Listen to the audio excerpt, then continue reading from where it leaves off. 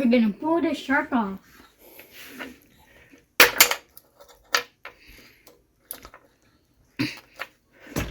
You can do it. Wiggle I it. can't. Oh, it's too hard.